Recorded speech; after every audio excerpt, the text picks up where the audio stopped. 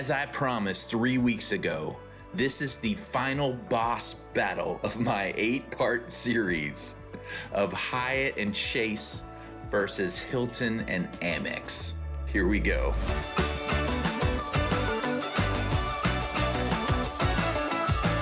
First things first, if you find any value in this video, please like and subscribe to the channel. I will also be referencing a website, which is my own. It's completely free. It's super easy to sign up.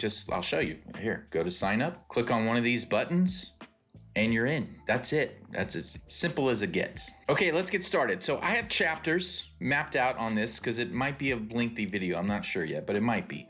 But any of the chapters that you want to skip through or skip over to and back and through, use the chapters to get to the content you want. And do not miss the ending. I have a brand new feature that's going to reinvent the way you do comparisons on the website. It's amazing. But first, we're gonna recap just a little bit.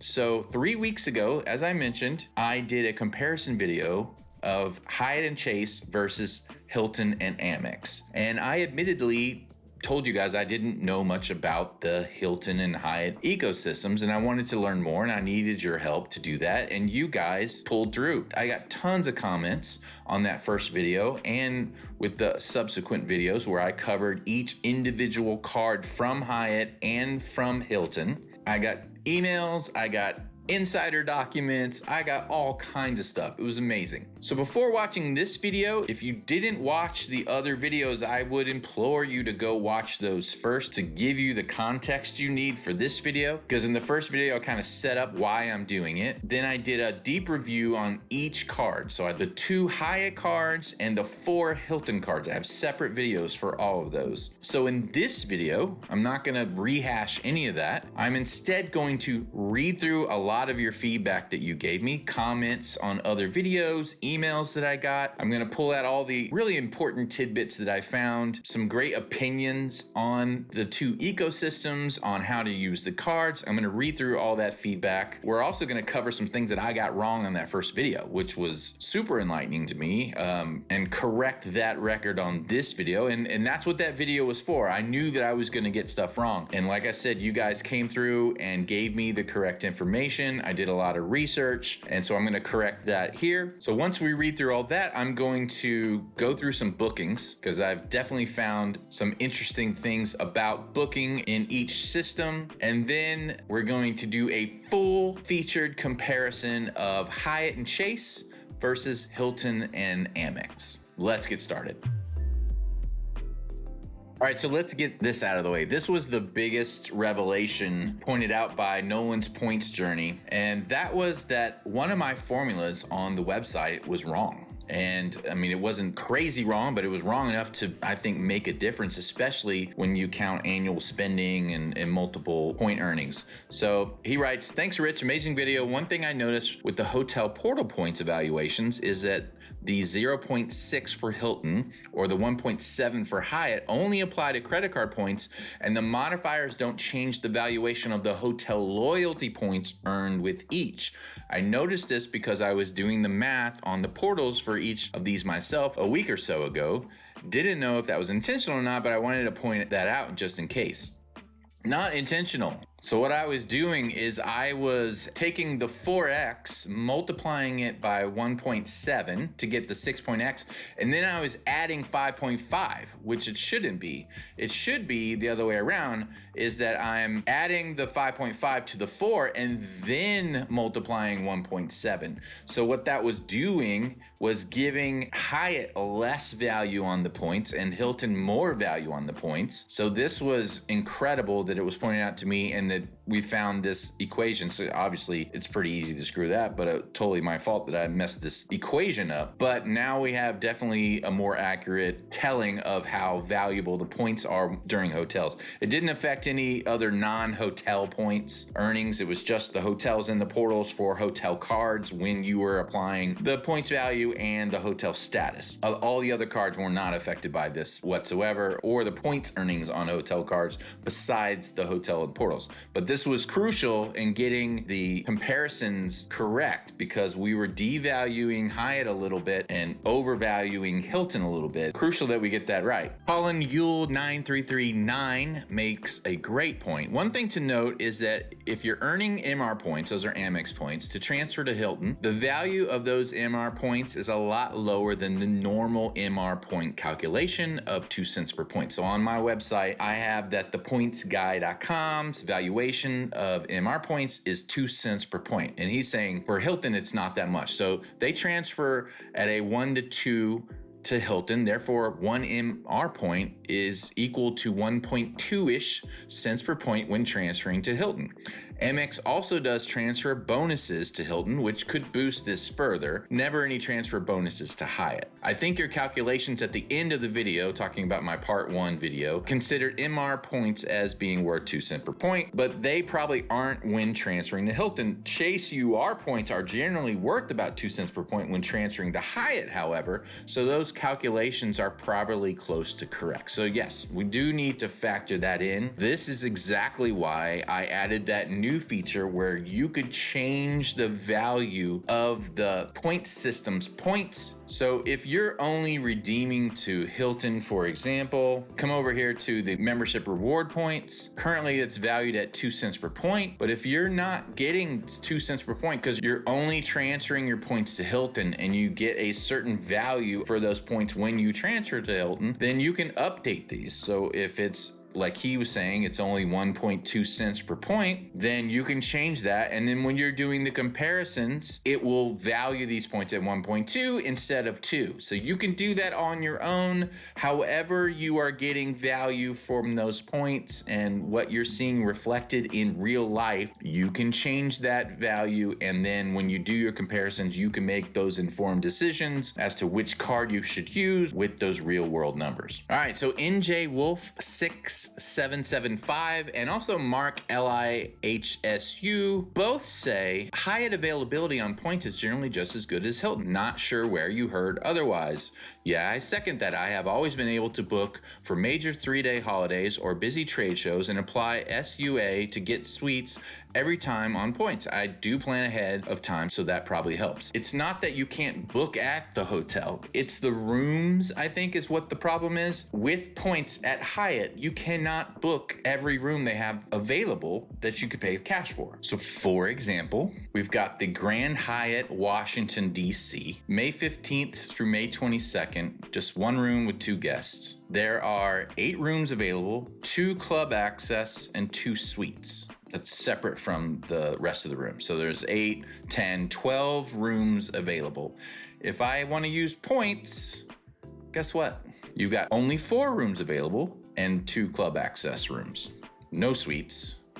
So with points, rooms go away. You cannot book those rooms with points. If you come over to the Conrad at the Hilton, and that same thing, if you don't use points, no points, this is all cash. There are 1, 2, 3, 4, 5, 6, 7, 8 rooms available. And with points, all 8 are available. Everywhere I go, every hotel that I tried this on, it works that way. You can't book every room with points with Hyatts. Now, you could probably book every hotel, maybe, I don't know. I haven't tried enough hotels to hit a hotel where there's just no rooms available. But of all of the ones that I've tried so far, there are some rooms you cannot book with points. Whereas with Hilton, it's every room. Every single room that's available without points is available with points. So I understand that some of you have never had a problem with that in the past, but maybe you're not trying to book the room that's not available and you just never noticed. I don't know. Or you just automatically have points available. There's a room, you book it and you're done. And you don't notice that there's a bunch of other hotel rooms that are available via cash that are not available via points. I don't know what to tell you.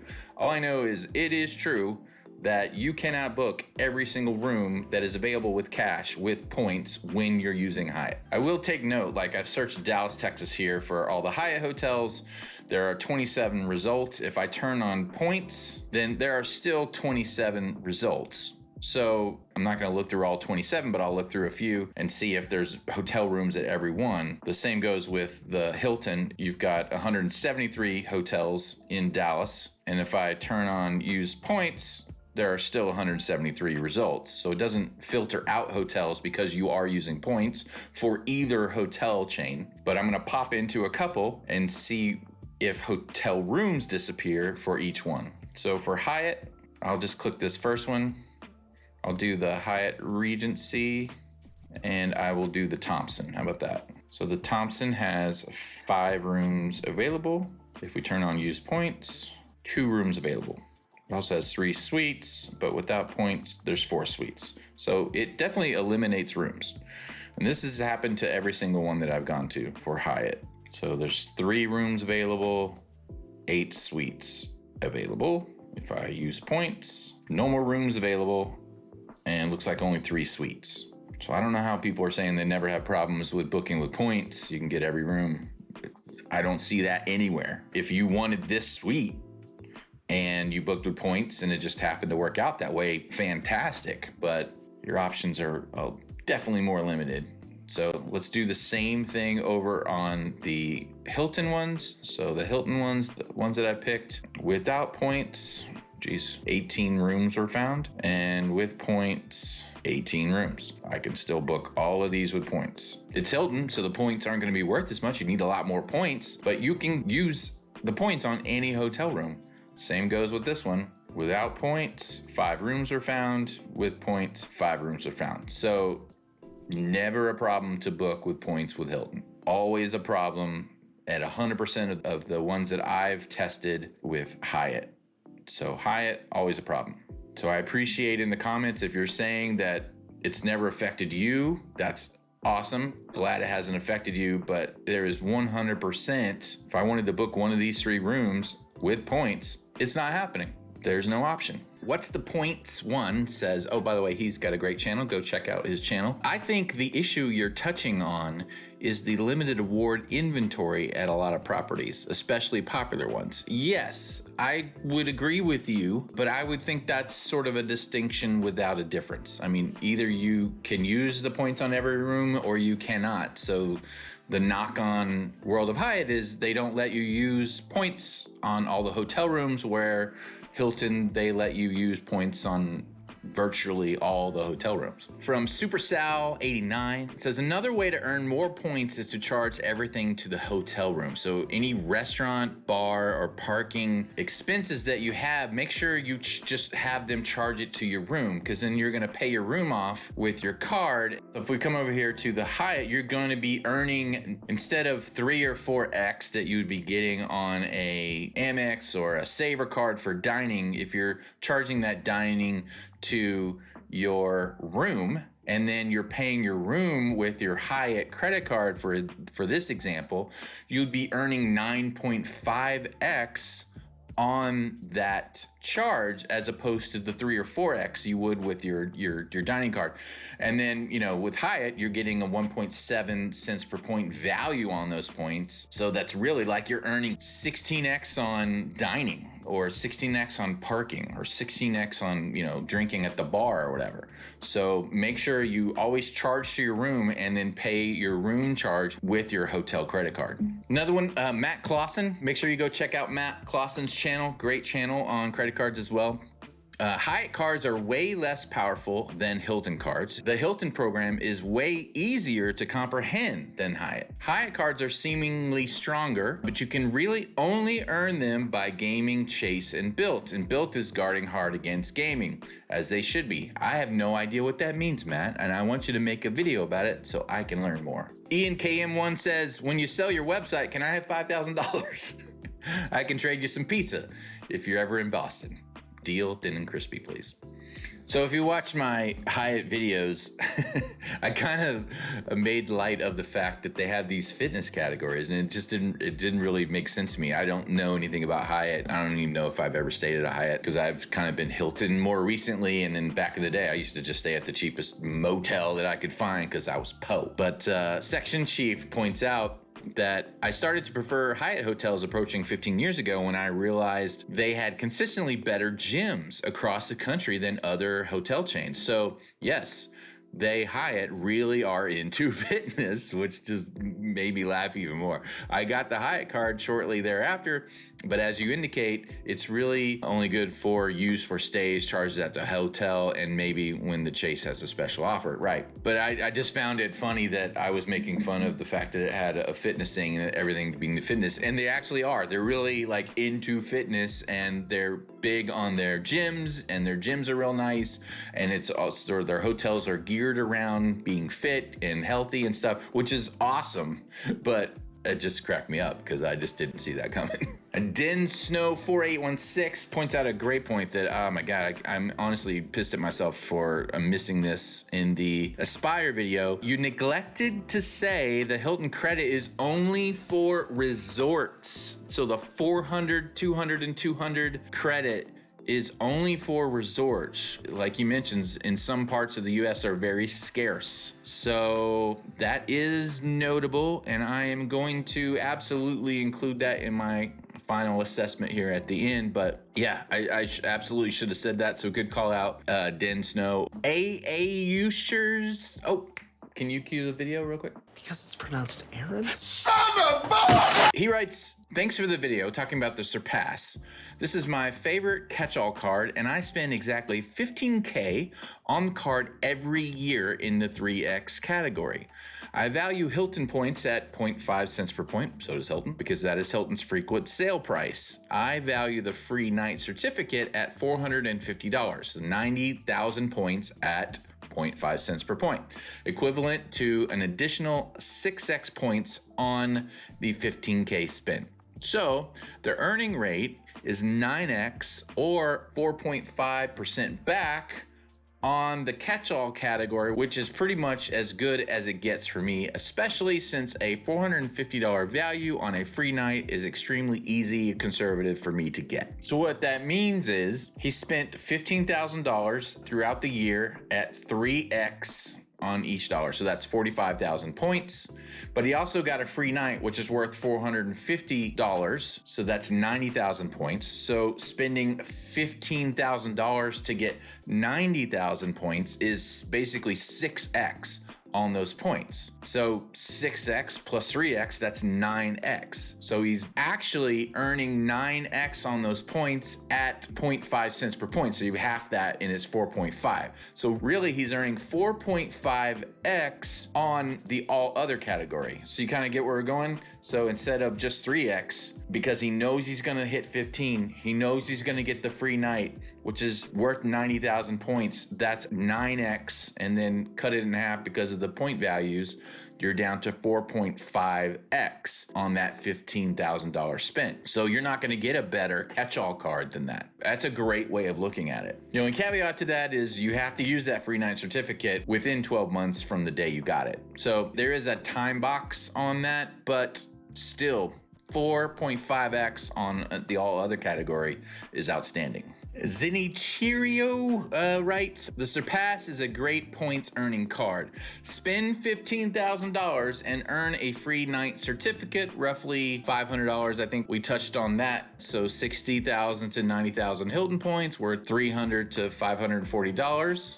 $50 Hilton statement credit. 150 offsets the annual fee. That's 850 to roughly 1,090 total value with a 5.67 to 7.27 return on spend, a net positive card. Yes, that's basically a similar equation to what we just heard a minute ago. And I totally agree. If you look at it in those terms, it's a great card. Eric Harper 812 writes, love the update on the website. Was great being able to modify the actual value of my local favorite staycation Hilton instead of using the default the points guy value of those. He's referring to the 0.6 cents per point that the pointsguy.com's website values the Hilton points at. He has some kind of staycation where he, in some off-peak season or whatever, can get more than the value that is given on the website. He goes in and edits that. Then he can do better evaluations of credit cards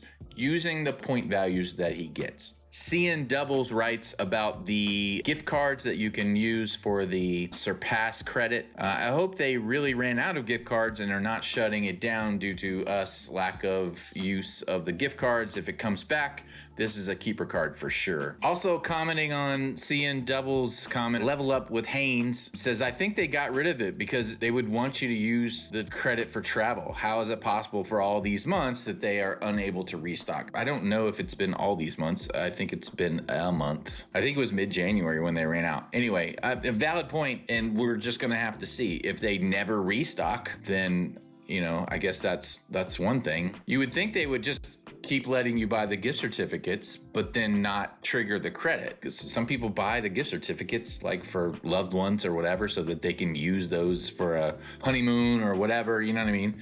So it would be silly that they just didn't make gift cards anymore. I honestly, I just think they ran out, but who knows? We'll see. Rich Barrett writes, the whole point of this card is to achieve globalist status through spin. He's referring to the World of Hyatt business card. Yeah, I could totally see that, yes. Mark Lissu, 11 minutes and not one mention of every 10K spent gets 5 elite qualifying nights. Incredible! Arguably the single most important perk of the card for anyone with real business spin. All the multipliers are pointless as you can earn faster with the other UR cards, the chase cards. Yeah, Mark, I'm sorry, I probably should have mentioned it on this video too, but I did mention it on the World of Hyatt personal card as I went over all of the status that comes with Discover status. So yes, I get it. I probably should have mentioned it on this one as well. I thought I was being too repetitive, but if you just jumped in on this business card video and didn't watch the other one, totally valid criticism. However, Yuri G2530 says this card is absolutely useless. So I'm gonna let you two fight it out in the comments. Oh, look, you already are. So Mark replied to Yuri and said, if you want free stuff for the annual fee, this card is not for you. If you actually spend money and love Hyatt, this card is the best. I spend my way to Globalist every year as the benefits have always been delivered as promised. The main one being able to confirm a suite at booking. No other hotel program has that benefit. So take that, Yuri. What are you gonna do about that? GSC Trading 7215 writes, I thought Amex limits its credit cards to 5 per person and not 4. Is that not correct? He's referring to the fact that I said that the application rules will deny you after 4 non-charge credit cards.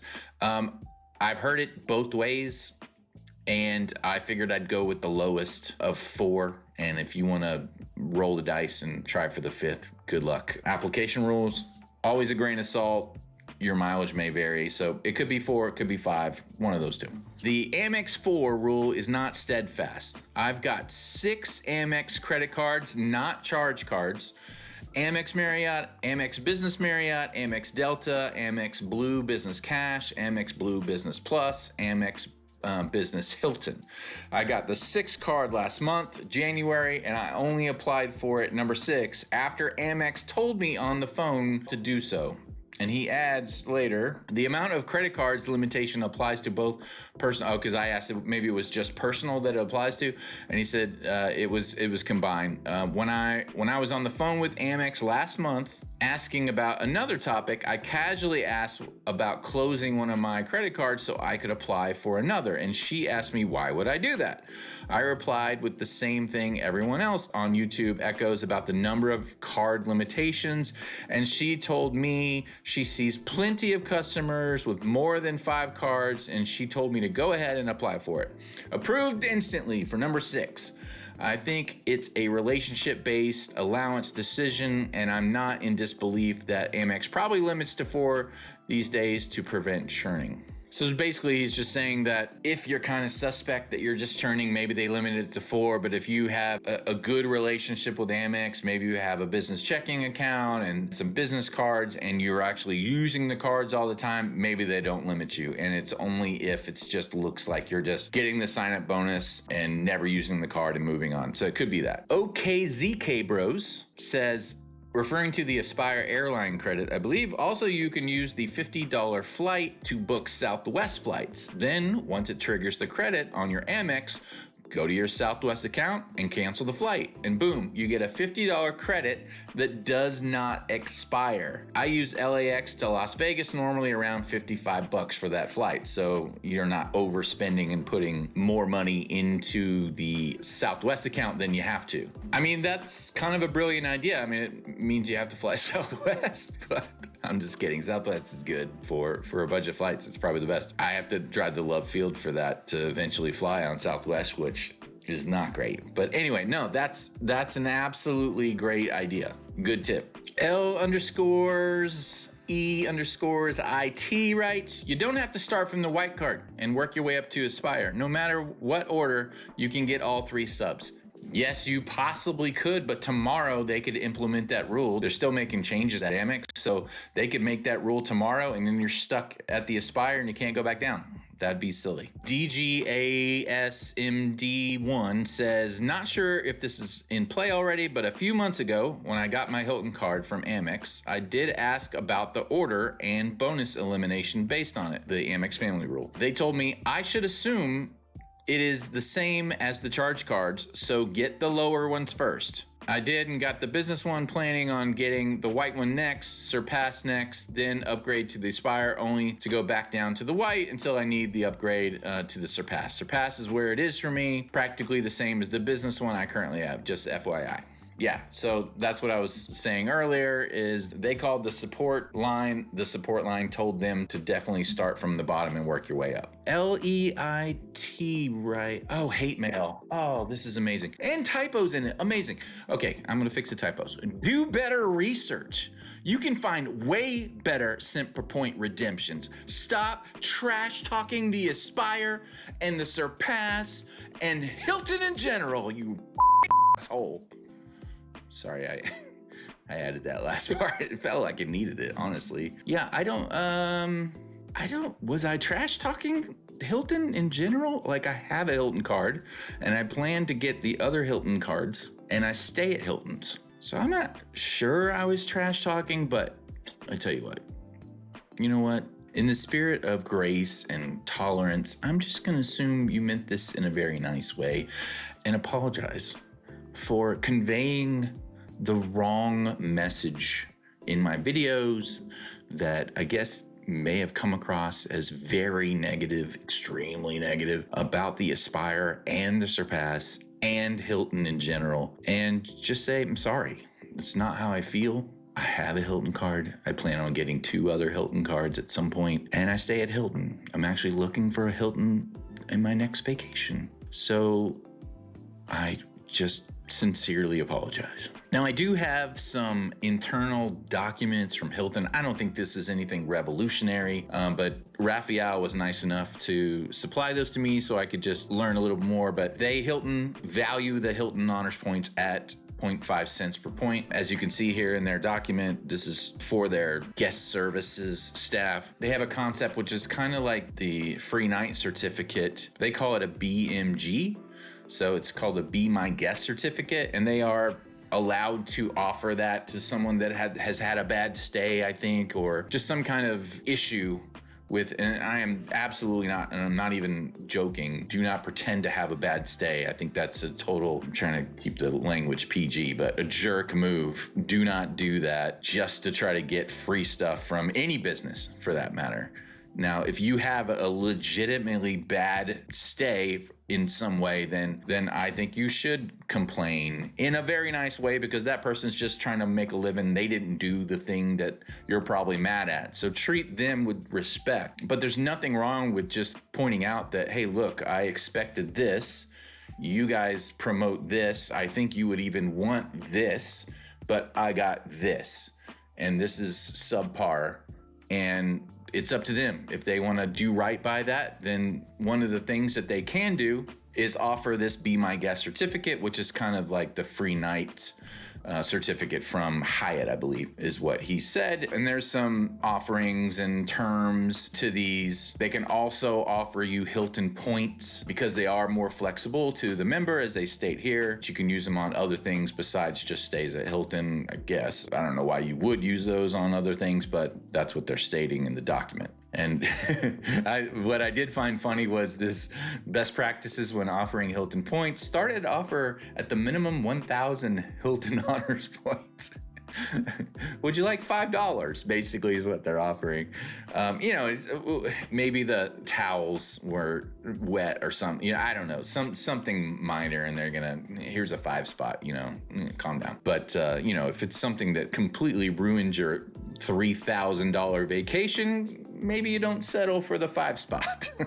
So anyway, but I thought that was very nice of Raphael to send those to me. And then he also had this, what they value the Be My Guest certificates at, depending on the hotel. If they give you a free night, this is what it's costing them, basically. Anyway, do with that what you will, but I thought that was notable, and thank you, Raphael, for that. The Jordan Rules for Credit says, status feature on the website is awesome. Thanks for another great breakdown. Thanks, Jordan. All right, let's talk about Shane Hen 25's comment. Great video, Rich. I have a trip coming up in April at the Waldorf Astoria in Costa Rica, where my wife and I are staying 6 nights. Cash value was $19,000, and we paid 480,000 Hilton points, used the Aspire free night, and then got the 5th night for free since we booked 5 nights on points. The cent per point value is around 4-ish.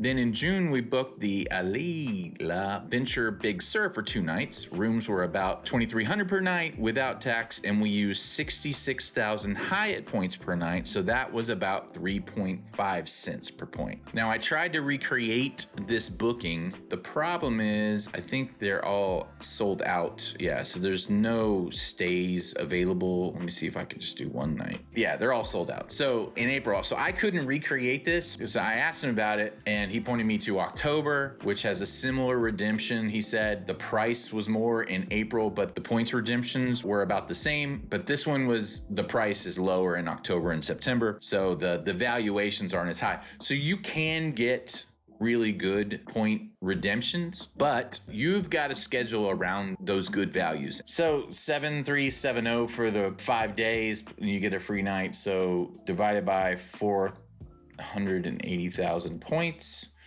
equals 1.5, a little over 1.5 cents per point for Hilton Honors points, and not the 0.6 or the 0.5 that pretty much get on average everywhere else. There are some hotels, if you dig around and find them, will be 1.5 cents per point. He got 4 cents per point because the stay cost for him was more, but it was still only with 120,000 points. Now, I don't know anything about Costa Rica in October or September to make it to where they don't cost that much. So I don't know if it's just the rainy season or what, but for whatever reason, because in other months, say looks July, it's 780,000, but it's like every once in a while there's a 120 just popped in here. Let's see what November, December is. I would think, okay, so that's 120. Oh, golly. That's a popular week. So you just have to look. You got 1.5 million points. So it just depends on when you're going. You can find better deals. Every single one that I've done so far at random in places that I would go at the times I would go, I may have been doing peak seasons, but a majority of you guys are gonna be doing bookings at popular times in popular cities. So you should expect on average that it's going to be around the 0.5, 0.6 cents per point. If you go hunting for deals, then yes, you can find them at both hotels, mind you, because he got 3.5 at the Hyatt, and maybe they have others. But again, you have to go searching for those. It's probably going to have to be off peak, that kind of a thing. So you can get better cent per point values. You just gotta dig for them. Mr. eGamer808 says, "Hey Rich, been following your uploads ever since the Luke shout out, loving the content and the website. I wanted to ask if in the future you're gonna do a similar video with the Marriott cards. I actually had planned to do the Marriott immediately after this series of videos.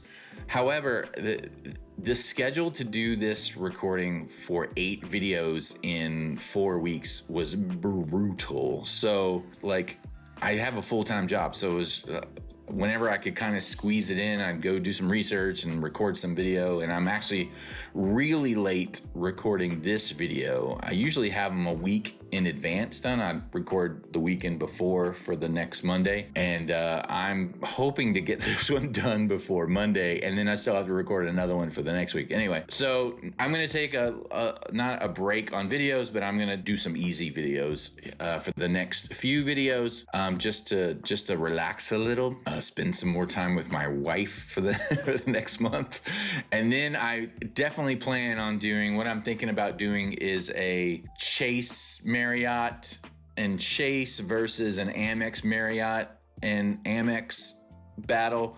So I don't even know if that makes sense right now. I haven't really looked into it. That I'm not a Marriott person at all, so I haven't looked into the Marriott cards at all. But when I do it, it'll be something similar to this, where I go in trying to learn as much as I can, get all the feedback from you guys, because there's no one person as smart as all of you guys put together. So when you guys are all giving me all these tips and tricks and hacks and info, it's invaluable. And I don't know how I would have done this on my own. There's no amount of research I could have done that would have given me everything that you guys gave me. So it's awesome. So I'll probably do the exact same thing for Marriott. All right, so let's do some just random bookings. I'm gonna be myself. I'm gonna try to stay in the range that I kind of would probably do. Sometimes I'm fine with splurging, depends on the vacation. Sometimes I wanna be a little more frugal. So I'm probably gonna be sort of middle of the road on this. And I'm just gonna pick 2 bookings for Hyatt, 2 bookings for Hilton. I just picked San Diego. Thought that was decent. You got a little beach. California is usually a great place to visit. And then I'm doing Zurich, Switzerland. I'm actually going there this summer, and we actually need a hotel from probably Hilton, but we'll see. All right, so we'll start with Hyatt first. I'm just gonna pick the San Diego hotel. There's several to choose from. I like it close to the water. So I'm just gonna go off of the one that I think would be decent. 300 is the Andaz. It's got 4 stars for 300 a night. The pool looks nice. It's kind of in the city. Oh, really nice actually. But it looks also really close to the water. Oh no, it's kind of in the middle of the city. So let me come back up here. Let's check out this 557 one. That seems right on that cliff. Adults only. What is that trying to tell me? What are we doing here at the oh, this is the same place that Shane was talking about. Okay, well, I'll pick this. Adults only. Maybe they're swingers. Shane, are you a swinger? Just kidding. I just no children. That's funny because I thought he said he went with kids, but maybe not. Anyway, looks like a great place. So we will choose this one, view rates. All right, so I'm not going to the coast and then not having a coastal view. I think that's just ridiculous. Just if you can't afford the coastal view, then don't go to the coast. That's what I say. Lagoon, oh, so they got lagoon view and then coastal. Oh, that's cool. So you see the water, but we'll stick with coastal. So it's $590. It's not that big of a difference. $590 a night. And then with points, so yeah, they don't have the coastal view with points. What's up with that? All right, we'll do suites.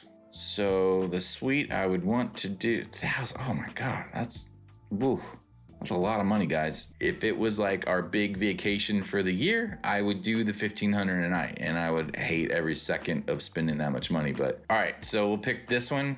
See what the points is for that. 1-bedroom suite, coastline with view with a fire pit. That's pretty cool. I would settle for this one, 1-bedroom suite with ocean view. So I would do either one of these is probably fine. All right, so that's the ocean view. That's the one that I was wanting. So that's $24,000 plus $1,000 cash. Oh my God. Pulling out Chat GPT for this one. So if a room is $1,500 in cash and it's 24,000 points plus 1,000, let's round it off, cash, how much are the points worth? So 2 cents per point. Okay, so that's a decent evaluation, but I'm using a lot of cash for this. So let's do San Diego Hilton. Let's do something very similar. Yeah, they don't have anything on that lagoon that's comparable. Here's something, Cape Hilton Resort and Spa for 300 and well, that's pretty nice. So I'll stick with this Cape Ray, Carlsbad Beach and Hilton Spa Resort for $315 a night. View rates, and we want a room with a view, ocean view with a king. King, no balcony. I want a balcony, come on. Yeah, balcony, ocean view, king. Don't need a sofa bed, so we'll just do this one, which is right around the same price that we were looking at the Hyatt that we couldn't get with points. All right, so we'll start here. So that's 477. Important note, the 5th night free is not gonna apply to rooms that are not standard rooms. So let's see, if you check points here, it'll actually tell you. So this is a premium room. You can't get the 5th night free on this one. This one's standard. You can get it on this one. So premium, standard, premium, premium, premium, premium, premium, premium, premium, premium, premium. So if you're planning on doing the 5th night free thing and getting more for your points, you're not going to do it in a really nice room, which sucks for me. That kind of changes things, because I don't want to go on a vacation. I don't want to spend a ton of money on a vacation and then cheap out. Like, I can do that at home. Like, my bedroom's fine, you know. So that is something to consider, because they've got 2 standard rooms in this whole hotel. And you're not going to be looking at the ocean. Which, why are you going on vacation if you're not waking up to the ocean every day, you know, or the mountain view, or the whatever the reason you're there? Every hotel room can't be pointed at the thing. So guess what? The ones that aren't pointed at the thing you're there for, those are the standard rooms. Yeah, I mean, maybe you can, okay, I didn't think about this. You book the standard room, and then you have status that automatically upgrades you. So you get a premium room if it's available. It may not be available, and you're leaving a lot to, I don't like to leave a lot to chance on a vacation that I'm paying a bunch of money for. I want to know this is what my experience is going to be, and not get there and then be disappointed because I didn't get the experience I was hoping for. Ah, man. Oh, interesting.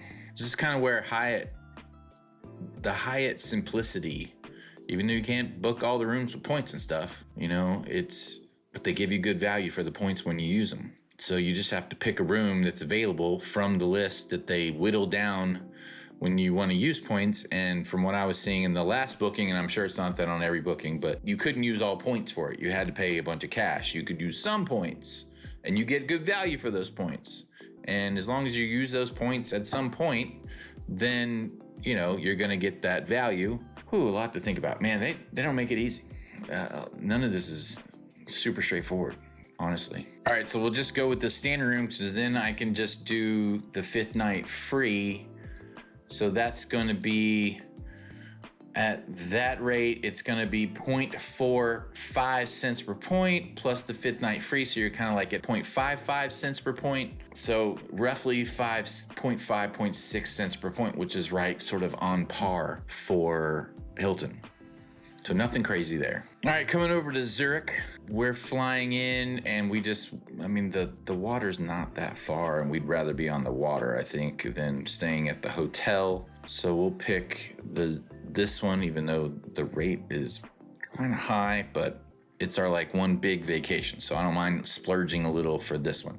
So let's just click view rates, and let's figure out which ones they're gonna have with points. So you're gonna have 2 rooms with points, king bed, 1 king bed. So cash on that is 9 standard member rate. So member rate $916, and then with points is 40,000 points.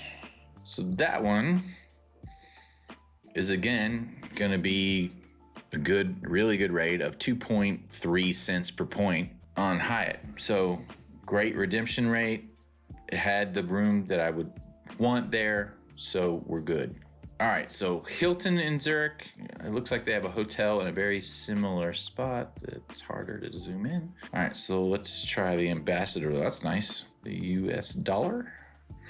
All right, so the Ambassador 620, better price. Looks really nice. It's right by the water. I don't know if it has a view of the water, but it's right there.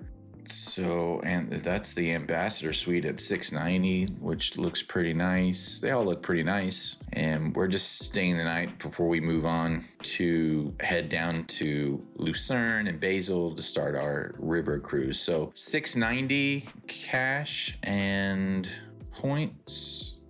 So that one's gonna be, 0.19 cents per point on redemption. Terrible. Is it a standard room? Premium room, premium. Yeah, they're all premium rooms. So no fifth night free. So 0.2 cents per point. Not good. I would not be using points here. So if I wanted to stay here, I would just pay cash and earn points. But so on those 4 random bookings, Hyatt was always better, even though it filtered down your rooms. It was always a better deal for your points every single time. Whereas the Hilton, it didn't filter down your rooms. You could pay with points on every room, but your points are going to be terrible. So what do you think is better there? Like I showed earlier, you can get great redemptions at Hilton, but not where you're going to go already. It's going to be you're looking for a deal at a hotel room at some place that you may not have wanted to go in the first place, but because there's a good Hilton stay deal, you end up going there. So, I mean, Costa Rica's really nice, but what if you want to go to Switzerland? Like, come on. Now, I could go to every single hotel in Switzerland and maybe one of them has a good deal. Maybe I'm going on the wrong date. I'm September. It's not like wouldn't think that'd be crazy peak, but maybe it is. Here we go. We'll shop by price. So we're staying 6 nights. This is where we were before, and it was not very cost effective points wise. A time in Switzerland when, there we go, December. You go in December, what's that? So 394 versus 100,000 points. I probably could do that math in my head. It's 3.9. So that's good. Or I'm sorry, it's 0.39. So that's not good. Jesus. Oh my God. All right, so let's head over to the richwithpoints.com website to do the comparisons. I want to point out first that I added this little button here. If you want to send me a hat to wear, so if your favorite sport team, your kids' baseball team, your business, I will wear the hat. Please stay away from like touchy subjects that I could get in trouble for on here. But other than that, I will wear your hat, give you a shout out to whatever it is and to you. You can just go to my website, click on this button here and get my P.O. box information to send it to, and then I will wear it on the next show after I get it. All right, in our very first video that we did the Aspire versus the Surpass versus Hyatt card comparison. The only thing that really changed was the value of the points when the loyalty plus the point values were applied. It's 14x versus 12x versus 4x, and then with the loyalty on it, you get 34 because you're adding 20. Here you're adding 18, and here you're adding 5.5. And then with the value of those points factored in, based on the pointsguy.com's valuations, that brings it down to 20.4, 18, and 16.15. So before, I think it was like 24, and then this one was, I don't remember what it was. It was lower, a little bit lower. So this has been resolved now. It's basically the same picture. It's not too much different, but different enough when you're calculating across an entire year with spend and all that kind of stuff. I think it can make a difference. Everything else that we talked about in that very first video will be the same in terms of the spending categories and so on. So I won't rehash that. The video is long enough as it is. What I do want to cover is the brand new feature. Now, hopefully this blows everybody's mind. Some of you got a little bit of a preview on it from a post I did, but it wasn't done yet. Now it's done. Now it's on the website. So let's go over to the Surpass. For example, we'll come over to the Surpass, and you've got these credits and perks and status, travel protections. You got all of these benefits. And sometimes I'll have a value on it. So this $200 annual credit, anything that I deem as, okay, this is something that you could easily max out the credit and it's easy to do. It's not like this one is earn something, so I don't add that. Even if I was assured that you were gonna spend $15,000 and get the free night, I don't even know what the value of that at, because free nights could be anywhere from $300 to $1,000, who knows? So I can't just stick a value on there. So what I've done is given you a way of valuing this benefit yourself. So you'll notice you've got a new icon over here. It's a new button, and it will allow you to edit any benefit. So we'll hit edit, and then now next to every benefit, there's a little edit button. And so you can say, yeah, I hit $15,000 every year. It's part of what I do. As you heard in the comments, people do this religiously every single year. They put their all other spend on this card. They hit the 15,000, no problem. They earn that free night, and then they value that as part of their cent per point for Hilton, because they know they're going to get the free night and use that. So you click the button to edit it, and you can, I think they were talking like around $500, anywhere from 3 something to $1,000 you could value it at. You can change it from points to dollars, just depending on what the credit provides. So some benefits give you points, some benefits give you dollars, actual dollars in credit value. And then you can switch on if it's high value or not. And what that does is marking a benefit as high value will ensure that it defaults to activated when you're doing the wallet setup calculations. So when you're going over to the wallet setup calculations, you can deactivate and activate benefits as you see fit. If you mark it as high value, when you add the card to your wallet, it'll automatically default that to activated. If you don't want it activated by default, then you can just leave it as no. So we'll turn this on, dollars, we'll set it as 500, we'll update the benefit, and now you'll see right here that it's valued at $500 and even offsets your annual fee. So now you're making $550 with the $200 credit and the $500 credit. So it's offsetting that $150 and bringing it down to a negative annual fee of $550, which gives you a positive net value of $550. And then it'll use that on the calculations too. And even if it already has a credit and you want to edit this one and say, I only do 1 quarter a year because I only use this once a year. They got rid of the gift card hack. Okay. And then I only go once a year. So I can only earn $50 a year because I'm only going to use it. So you can change that to be 50 instead of 200.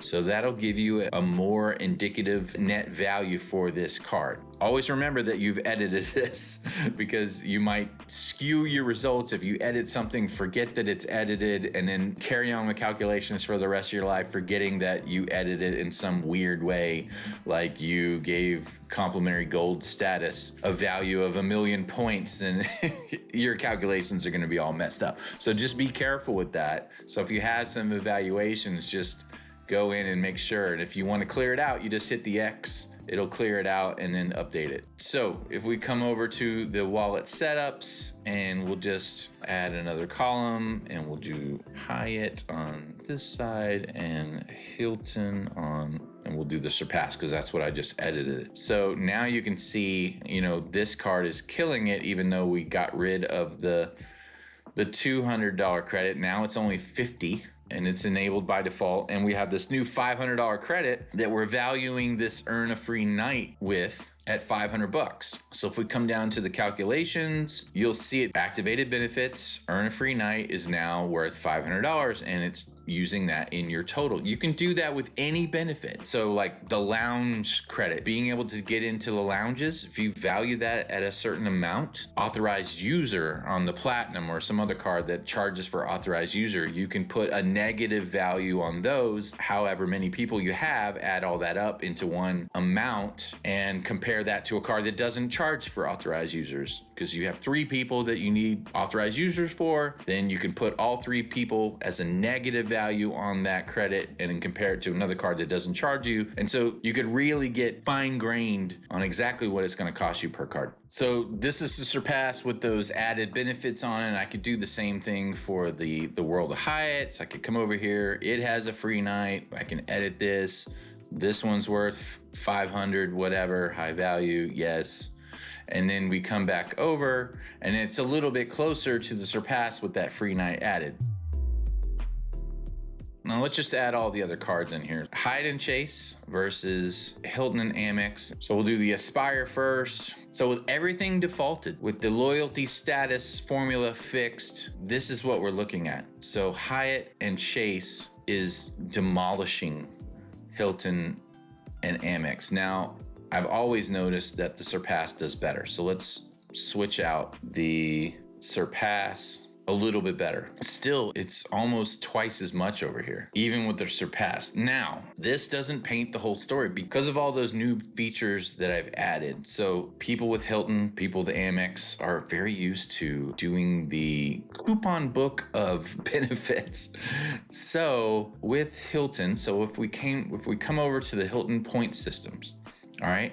And yes, they're valued at 0.6 cents per point. But as we've seen with Shane's example, if you're going out of your way and finding the good deals, then you're not getting 0.6. But so let's say you're getting 2 cents per point. He got 4 cents per point. I think that's probably rare. So let's just say you can get 2 cents per point and see what that does. So we come back over here. Now we're getting 2 cents per point. Come back over to the comparisons. And now with that tweak, Hilton's doing much better. So, and this is with the Surpass, right? So if you came down to the benefits and like tweaked what benefits you're using on like the dining credit, if you use those Resi credit, if you're using the Dunkin' credit, the hotel credit, like if you're using the Saks credit, I mean, you can really rack this up.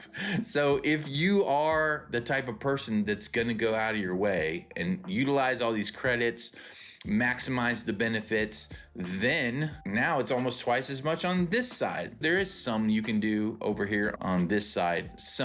There is like a hotel credit, so you could do DoorDash credit, the luxury hotel credit. Yeah, I mean, I don't know if you really would use any more than that. So it does a little better, but there's just so many credits that can be utilized on this side of the fence. And I don't know if it makes a difference. We're at 5554. If I got rid of the green, it does better. So it's probably because the Hilton kind of covers the categories that the green was covering. So it does even better without the green with the Hilton card, with the Surpass. Let me see if the Aspire does better now. Oh, if you had both, even better, which makes sense, I guess. But without, if you're utilizing all of those credits that those two cards benefit from, so now you're up in the 6s with my spending, mind you, which does have hotel in the portal, which does have flights and just my standard one that I use every week on the show. So what a roller coaster of a review this is. Like, I started out initially, before doing any of this, favoring Hilton. Then going through all the initial reviews, I'm thinking that Hyatt might be better just because of the redemptions and everything. And then reading through all the comments, then I'm back thinking, okay, maybe Hilton is the best one. And then I'm doing all these bookings of like real world bookings that I would do and realizing, well, I got to stay in standard rooms, because if you don't stay in a standard room, you're not going to get the 5th night free. So have fun on your average vacation, and I'm not belittling the standard rooms. I couldn't even afford a standard room at a point in my life. I was staying at the Holiday Inn Express because it was $100. And that's all I could afford. So I'm not belittling that at all. But I'm in a point in my life now where I want to do vacations and do them so it's better than my house that I live in. You know what I mean? Because I don't want to go on a vacation and be in less comfort than I am in my own home. So taking that in consideration, now I'm sort of drifting back into the Hyatt as the best offering. So again, it just depends. I hate giving you, it depends. I hate that, but it really does. If you're gonna work Amex and Hilton, you can benefit from Amex and Hilton much more than you can with Chase and Hyatt. If you're not a worker, if you just want to sit in the gym and do deadlifts all day and not have to work for the credits on the Amex and Hilton side, I totally get it, you know? Like, you look great. Good job. So it's definitely a simpler setup. Now, you can go over here and like guarantee that you're gonna get the free night certificate. You can count your free night certificate on the 5th night free over here with the standard room. It depends on your lifestyle, because a lot of people, like, especially if you're doing this for work, you don't really care what it looks like outside your hotel room. You don't need the premium room, you're just staying there all the time, and you get that 5th night free, and you've got that on lockdown because you go to the same hotel all the time, you go visit relatives twice a year, you stay at the same hotel, whatever. You've got that on lockdown. You can count that 5th night free, and it's easy. For me, it's not easy because I'm only gonna be using hotels in some vacation spot where I want it to be a little bit luxury. So I want the premium room that has the great view, because that's why I'm there.